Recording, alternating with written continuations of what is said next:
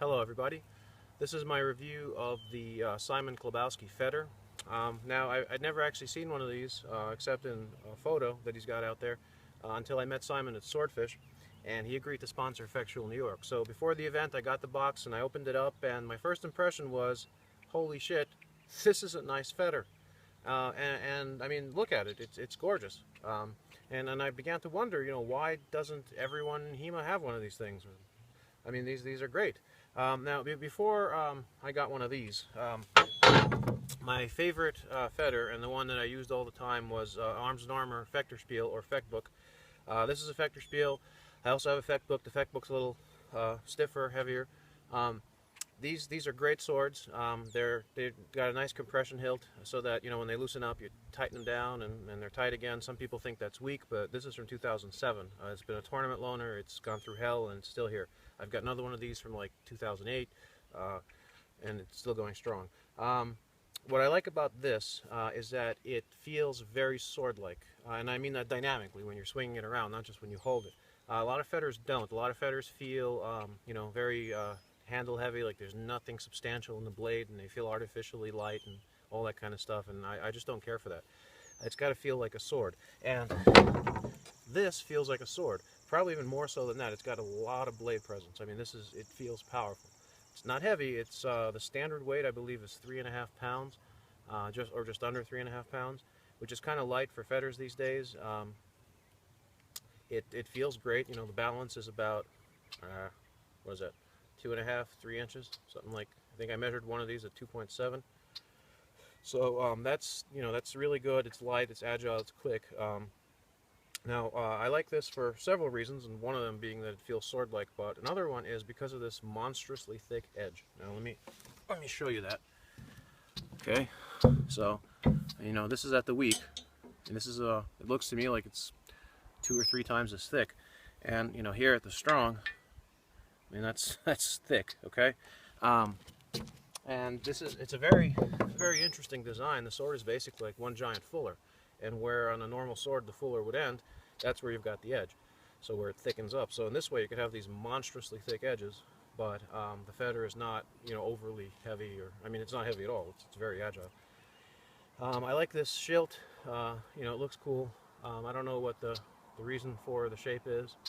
Maybe it's so you can put your finger out here and get some protection. I still wouldn't recommend putting your finger out here, but hey, you're better off with one of these than anything else. It's very stiff, and I like that a lot. A lot of times swords will get bent not from cutting and whacking into other swords, but from thrusting. I've seen swords bend even in class, not forget tournaments, even in normal class, club sparring, where you'll thrust hard into the guy and he'll be charging forward, and the sword will bend. And now this one, the flex is fairly typical of what a standard Feder is. So this is my thrusting fel. You can see that. Okay. Okay. Now this one, look at that. Right? And it hits the pel with a lot more authority. Now this sword has basically almost no flex here. I mean, it's got some, but I mean it's really stiff. Here, it's got a lot more flex, and it's flexible enough in the first third of the blade that it's safe, and it's got this nice rolled tip like most of the European Feders do. It's very nice in that respect. But this is not going to bend as easily as something that flexes a lot more, especially in the thrust. This is going to hold up, and it's also going to give people in your school or club a lot more respect for what a thrust is. You could pick someone up off their feet probably with this. Maybe not, but it sure feels like it, and I like that a lot. That's very good to me. The best thing about this, as compared to this, is, or basically compared to any other Feder on the market, is the sound that it makes. Now watch when I cut. If you hear anything on the microphone, it's this tape, and that'll make that sound even if I go like that. So again, okay, now remember, we're outdoors. It's a small microphone. I'm recording this with an iPhone. Look at that. Okay. Okay. mean, that's fantastic. The sound, it's great. What that means is, you know, you can use this for basically everything almost everything that you do, except cutting, of course. Solo practice, where, you know, you're outside or inside, it doesn't matter with this because you can hear it pretty much anywhere. You know, you're swinging, you're doing your cuts, and you want to know if your edge alignment is good.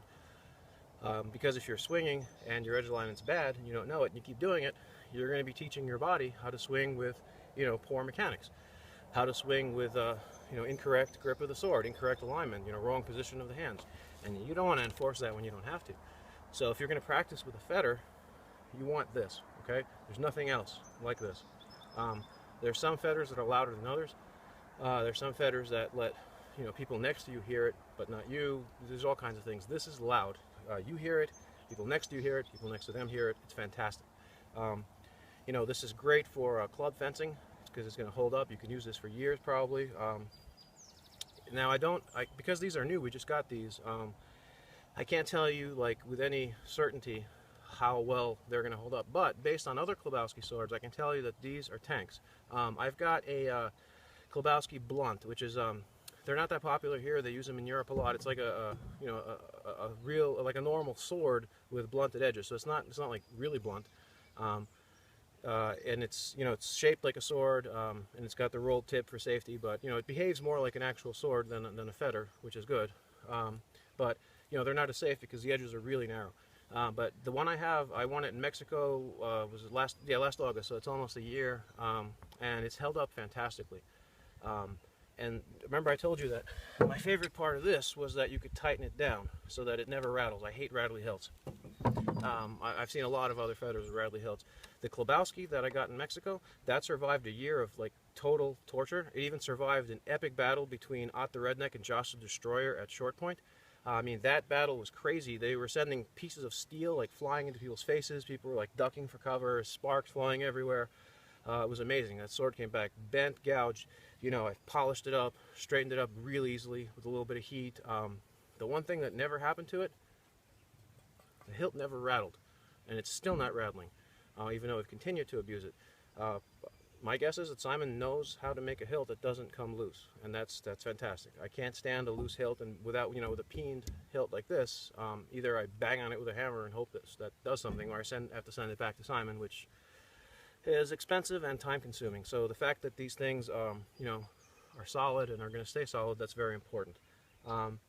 Again, fantastic sword. Now, some things I'm not crazy about. First, I'm not crazy about the sharpness of these things because, you know, they can go through a glove, and as we've experienced, they can break a finger. But you can fix that really quickly with a Dremel tool or, you know, grinder or whatever in minutes.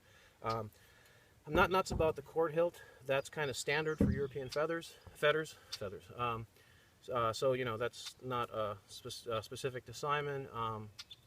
You can probably request leather. You know, I'm sure he'll be happy to do that for you.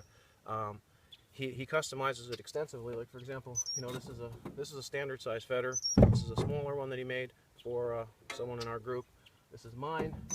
You know, it's the same size as the standard, but the handle's shorter because I like a shorter handle. So I'm going to put these down now. So on mine, I don't like the risers because they're very sharp, and you know, with tournament gloves in a tournament, that's fantastic because it'll keep the sword, you know, firmly in your grip. It'll keep it from sliding out. But I use these a lot for solo practice, which again, you know, these are fantastic for. So I remove the risers, you know, very easy knife, and they just unwind. But I'm sure that if you ask him, he'll be happy to make you one without risers. I probably plan to, you know, snip all this and put leather on whatever. It's a 10-minute thing. Like I said, he'll probably be happy to do that for you. That's about it. I mean, I love everything else about these things. So there's nothing that I don't, you know, like about these that either can't be fixed or just you can't tell him to, you know, to do something different for you. I'm sure he'd be happy to give you a different shield shape. Maybe make these a little more rounded. I don't know. I'm kind of fine with it the way it is. Maybe just, you know, round it off just a tad. Fantastic sword. Stiff, strong, an edge that will last, I don't want to say forever, but probably a very long time. I mean, this is ridiculously thick edge. Great balance, very nimble, very stiff, very sword-like, beautiful, very beautiful Feder. I just love these things. I can't recommend them enough. I hope you enjoyed this review, and I look forward to seeing a lot more of these out there in people's hands.